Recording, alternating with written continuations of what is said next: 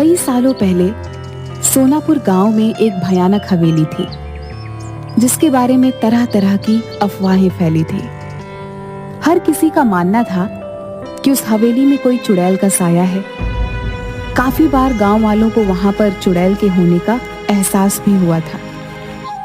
एक बार गांव के लोग गांव के चौराहे पर बैठकर सभी हवेली के बारे में बात कर रहे थे।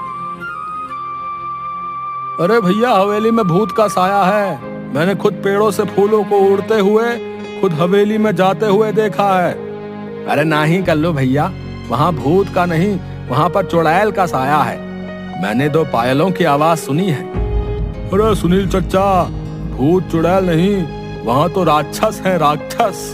मैंने देखा, मेरी गाय का दूध अपने आप निकलकर बर्तन में चला गया भैया, और फिर बर्तन हवेली में। बात तो सही है, मैंने भी हंसने की बहुत सी आवाजें सुनी हैं। जमींदार साहब, आपको हवेली और गांव के बीच में मजबूत दीवार बना देनी चाहिए। कम से कम ये भूत हमारे बच्चों को तो नुकसान नहीं पहुंचाएंगे। न जाने हवेली में भूत है कि चुड़ैल, लेकिन एक बार जब मेरे पति लकड़ियां काट रहे थे तो उनकी कुल्हाड़ी नीचे गिर गई।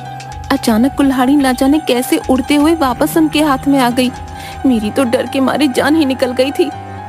हाँ बिटिया, सच कहती हो, वहाँ कोई है जिसने हमारी सहायता की। मेरी पोती तालाब में डूब गई थी। अचानक तेज हवा चली और मेरी बेटी तालाब से उड़ती हुई बाहर आ गई।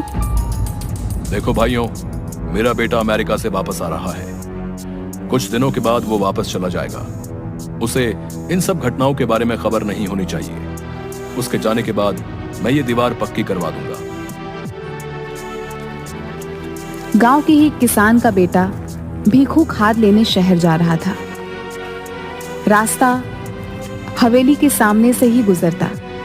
जब वह हवेली के आगे से डरता हुआ पहुंचा तो उसने देखा एक सुंदर सी लड़की उसके सामने आकर खड़ी हो गई। तुम कौन हो और यहाँ क्या कर रही हो?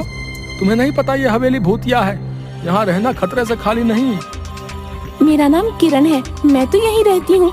हम यहाँ आते जाते हैं। भूत तो नहीं देखा हमने कभी। अच्छा, पर ये तो भूतिया हवेली है और लोग कहते हैं यहाँ भयंकर चुड़ैलें रहती हैं। ये सब सुनकर भीखू मन ही मन डरने लगा। उसके दिमाग में यही चल रहा था कि जो कुछ भी आज तक उसने सुना वो सच है या झूठ। तभी किरण बोली, तुम्हें पता है मैं हवेली में ही रहती हूँ। अब ये क्या कह रही हो? पूरा गांव जानता है कि इस हवेली में भूत चुड़ैल रहती है। तुम चुड़ैल भूत जैसी चीजों पर विश्वास रखते हो? मैं फालतू में ही इतना सोच रहा हूँ। ये लड़की होकर भी नहीं डर रही। ये भूत चुड़ैल मन का वहम है, ये सच्चाई थोड़ी ना है। आओ, तुम्हें मैं अपने बाकी लोगों से मिलवाती हूँ। इससे तुम्हारा डर हमेशा के लिए खत्म हो जाएगा। भीखू किरण के पीछे पीछे चलने लगा कि अचानक उसे जोर का धक्का लगा और वह हवेली की पहाड़ी से नीचे गिर गया। गांव वाले तुरंत दौड़ते हुए भीखू के पास आए और पूछने लगे क्या हुआ। तभी भीखू के मुंह से बस ये शब्द निकले, हवेली, लड़की, किरण, हवेली।